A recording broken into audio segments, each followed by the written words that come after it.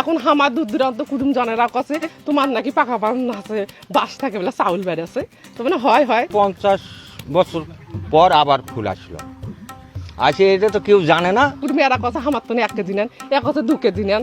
এটা কিন্তু আমি জন্মের পর থেকে দেখি নাই, এটা আজ প্রথম দেখলাম যে বাস থেকেও নাকি চাল উৎপাদন করা যায়।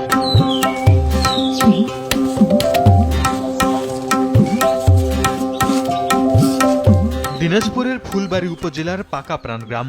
স্থানীয় সাঞ্জুরায়ের বাড়িতে মানুষের ভিড়। বাড়ির পাশে ঝাড় থেকে বাঁশের বীজ সংগ্রহ করছেন তিনি। সেই বীজ পানিতে ধুয়ে পরিষ্কার করে রোদে শুকাচ্ছেন। এরপর সেগুলো ধানের হাস্কিং মিলে ভাঙাবেন, যা থেকে হবে চাল। বাড়ির উঠানে প্রস্তুত করা কয়েকটি বীজের বস্তা রেখেছেন, কিছু দানা ভাঙিয়ে রেখেছেন। গ্রামের অনেকেই তা কিনে নিয়ে যাচ্ছেন। বাঁশের ফুল থেকে চাল উৎপাদন করার বিষয়টি এলাকায় ব্যাপক চাঞ্চল্যের সৃষ্টি করেছে। প্রতিদিন বিভিন্ন এলাকা থেকে দলে দলে উৎসুক মানুষ ভিড় করছেন তার বাড়িতে। অনেকে বাঁশ ফুলের চালের রুটি ও পায়েস খেয়েছেন। চাউলগুলো দেখলাম একদম হুবহু যে ধানের চাল, সেই চাউলের মতোই। আর পাশের এক বাড়িতে সেই চাউল দিয়ে পায়েস পাক করেছে, তো উনি পায়েস আমাদেরকে খাওয়াইলো।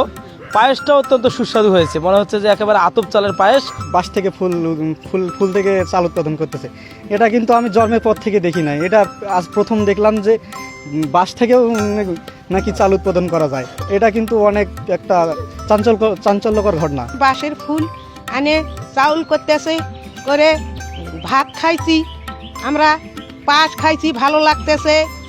আমরা তো যুদ্ধ শোনে এগলে দেখছিলাম, আর তো দেখি নেই, এখন কিন্তু দেখতেছি। আমরা কিন্তু ওই যে আমার শান্তি শুনতে আনে খুব যত্ন করে ধোয়া পাগলা করে ছাঁটে ছুটে মেলে আটা কুটে আনে রুটি খাইছে, খুব রুটি মিষ্টি। প্রতিবেশীরা জানান, বাঁশের বীজ থেকে দানা সংগ্রহ করার বিষয়টি প্রথমে ছেলে মানুষই ভেবেছিলেন। পরে সাঞ্জুরায়ের দানা সংগ্রহ দেখে তাজ্জব বনে যান। বর্তমানে উৎপাদিত দানা অনেকেই কিনে নিয়ে যাচ্ছেন। এখন আমার দূর দূরান্ত কুটুম জনেরা কাছে তোমার নাকি পাকা পান আছে বাস থাকে বলে চাউল বেড়েছে তো মানে হয় কুটুম এরা কথা আমার তো 1 কেজি নেন, এক কথা 2 কেজি নেন। 50 বছর পর আবার ফুল আসলো আসে, এটা তো কেউ জানে না। ওই সাঞ্জু কিরকম কাটতে শুনছে, তখন এই কাম করলো। সাঞ্জুরায় জানান, 1 মাস আগে পাশের গ্রামের কালীচন্দ্র রায় নামে একজন বাঁশের বীজ থেকে দানা সংগ্রহ করে খাওয়ার বিষয়টি জানান। তার কথা মতো প্রথমে নিজে খেয়ে ভালো লাগলে পরিবারকেও খাওয়ানো হয়। এরপর থেকে নিজেরা খাওয়ার পাশাপাশি এই চাল বিক্রিও করা হচ্ছে। শান্তি নিয়ে এসে মাছ ঝাড়তো, আমি বলছিল কি এলে হবে, আমি তো দেখিনি এলে কি হবে।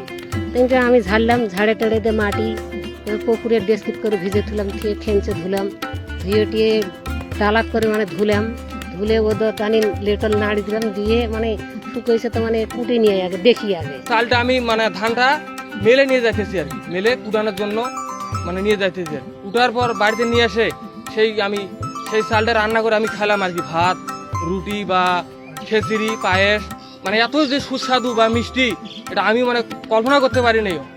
সেই খাওয়ার পর মানুষকে আমি জানালাম, প্রতিবেশী বা বাড়ির লোক আমি জানালাম যে এটা খুব সুস্বাদু। ওনারা শুনে আমার বাড়িতে ছিঁড়ে ছুটে চলে আসে চাউল নিতে আর কি। সাঞ্জুরায়ের পরিবারের খাবারের চাহিদাও পূরণ হচ্ছে এই চাল দিয়ে। পাশাপাশি এই চাল 40 টাকা কেজি দরে বিক্রিও করছেন তিনি। সময় সংবাদ, দিনাজপুর।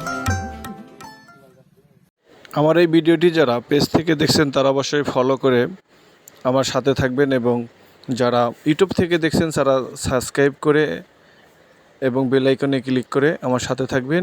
এরকম ভিডিও নোটিফিকেশন পেতে অবশ্যই আপনারা কমেন্ট এবং শেয়ার করে অন্যজনকে দেখার সুযোগ করে দিবেন।